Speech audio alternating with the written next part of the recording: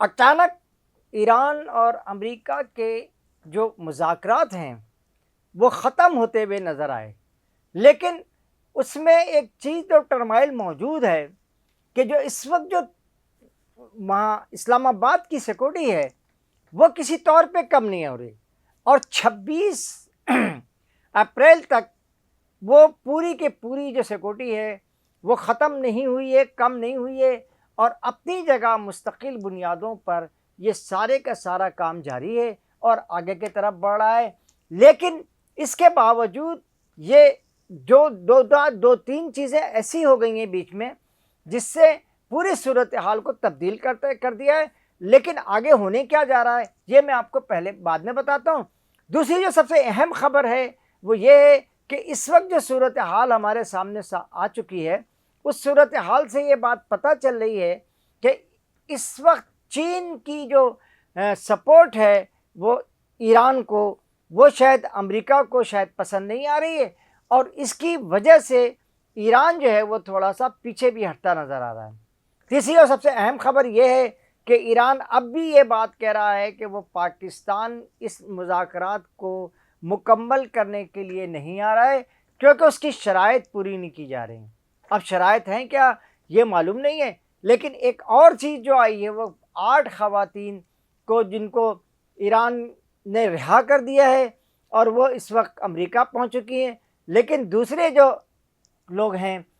جن کو ایران پھانسی دینا چاہتا ہے وہ بھی اس پورے مذاکرات کا ایک متنازع حصہ بنا ہوا ہے۔ پہلے ٹرمپ نے بڑے اچھے ٹویٹ کیے تھے، اور اب بھی ٹرمپ جو ہے وہ پوری دنیا کی حمایت حاصل کرنے میں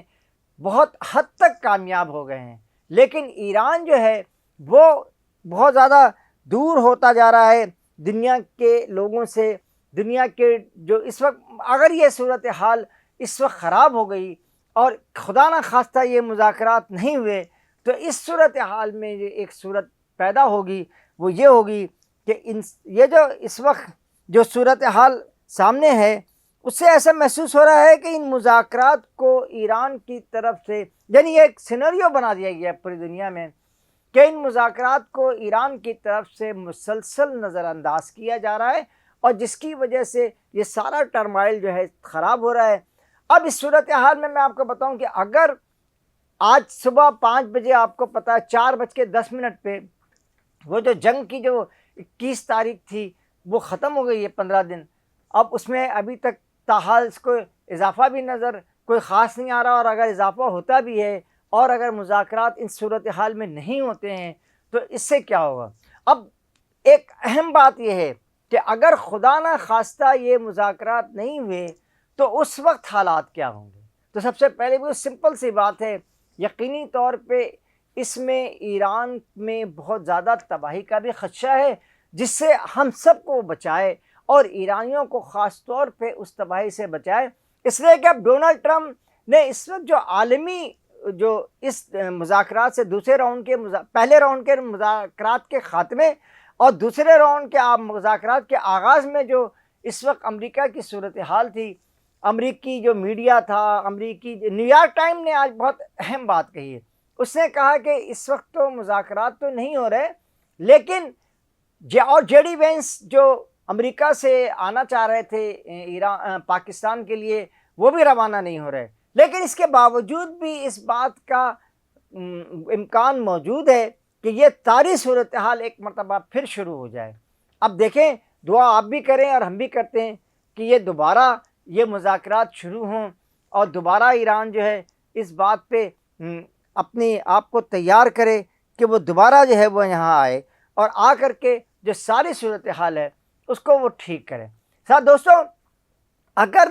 خدا نہ خواستہ دیکھیں اس پہ کوئی بھی شخص جو ہے وہ تیار نہیں ہے کہ یہ مذاکرات نہ ہوں، اگر خدا نہ خواستہ یہ مذاکرات ناکام ہوتے ہیں تو اس صورت میں آپ یقین کریں کہ ایران کی بے انتہا تباہی ہوگی۔ پاکستان کو ایک الگ راستہ اختیار کرنا پڑے گا، کیونکہ پاکستان کو آپ کو پتہ ہے کہ اس کے سعودی عرب سے تعلقات ہیں، اور اس میں جو پاکستان کے لیے جو آپ دیکھ رہے ہیں کہ بہت زیادہ پاکستان اپنی کوششیں بھی کر رہا ہے، لیکن ان تمام کوششوں سے اور امریکہ کی رضامندی کے باوجود اگر ایران تیار نہیں ہوتا ہے تو آپ یقین کریں کہ پاکستان بھی بہت دور چلا جائے گا. اور ایسا محسوس ہوتا ہے کہ اب پاکستان کو پھر اس صورت میں تو سعودی عرب کا ہی ساتھ دینا ہوگا. اگر یہ ایران سعودی عرب پر اٹیک کرتا ہے، سعودی عرب، اور یہ ساری صورتحال اور یہ ساری پلاننگ نہ امریکہ کی ہے، نہ پاکستان کی ہے، اور نہ ہی اس طرح کے عوام جو ہیں، امریکہ کے عوام اور پاکستان کے عوام. اور میں آپ کو ایک بہت امپورٹنٹ بات بتاؤں، بہت اہم بات یہ ہے کہ امریکہ کی، ایران کی جو عوام ہے اس وقت وہ بھی اس وقت یہ کوشش کر رہی ہے کہ کوئی ایسا راستہ نکلے جس سے یہ ساری صورتحال جو ہے اثر نو تبدیل ہو. یہ تمام لوگ جو ہیں وہ مخالف ہیں، لیکن صرف ایک ایران کی جو پاسدارانہ نے انقلاب ہے وہ شاید اس مذاکرات پہ رضامند نہیں ہے، اور وہ شروع سے ہی نیگیٹو. اور کالی باب صاحب جو ہیں، یہ یقینی طور پہ باقر کالی باب صاحب، وہ بھی ان مذاکرات کو جو ہے وہ کامیابی، وہ بھی اس کے مخالف ہیں. اور ان کا تو بار بار صرف ایک ہی جملہ کہنا ہے کہ یہ امریکہ جو ہے وہ دھوکے باز ہے، ہم اس دھوکے باز سے قطعی مذاکرات نہیں کریں گے. لیکن ایک اور بات میں آپ کو بتاتا چلوں کہ اس صورت میں ایران کا بھی تو نقصان ہوگا ہی ہوگا، لیکن اس کے برعکس جو ہے وہ سعودی عرب پہ، قطر پہ اور بحرین پہ اور کویت پہ بھی ایک ہوگا. اب متحدہ عرب امارات تو آپ کو پتہ ہے کہ اس پورے کھیل میں بالکل اپنے آپ کو نہ صرف امریکہ سے وہ الگ کر رہا ہے، بلکہ آپ کو میں ایک اور بات بتاؤں کہ سعودی عرب نے کل یعنی کہ 21 تاریخ کو ہمارے اسٹیٹ بینک کو مزید $1 ارب دے دیا ہے. اور اس طرح ان کے $3 ارب، $2 ارب 15 کو دیے تھے، اور کل 21 تاریخ کو جو ہے وہ 20 تاریخ کی شام کو آ گئے تھے، $1 ارب آ گئے، اور اس طرح سے ہمارے $3 ارب ہو گئے. اور ہم نے فوری طور پہ اس بات کا بھی فیصلہ کر لیا ہے کہ امارات کو بھی ہم یہ پیسہ فوری طور پہ واپس شفٹ کر دیں گے، اور یقینی طور پہ وہ شفٹ ہو جائے گا. لیکن دوستوں آپ یہ دیکھیں صورتحال کس قدر ہے کہ اس وقت متحدہ عرب امارات جو ہے، جو ایک بہت بڑا سرمایہ کا مرکز ہوتا تھا، اور ان کو 5 ارب دے رہا ہے. خود اس نے جو ہے امریکہ میں ایک 100 ارب کی سرمایہ کاری کرنے کی پروگرام بنا لیا تھا، اور مزید پروگرام بھی ہے، اور F-35 کا بھی معاہدہ کے لیے پیسے دے دیے گئے تھے. لیکن اب اس نے امریکہ سے یہ مطالبہ کیا ہے کہ ہمیں آپ تھوڑے سے پیسے دیں تاکہ ہم جو ہے اپنی معیشت کو چلا سکیں. اس کی وجہ کیا ہے؟ اس کی وجہ یہ جنگ کی صورت میں جو انہوں نے جو برسا برس تک ترقی کے مینار اور برج خلیفہ اور برج امام اور برج فلانا اور ادھر خیمہ اور ادھر خیمہ،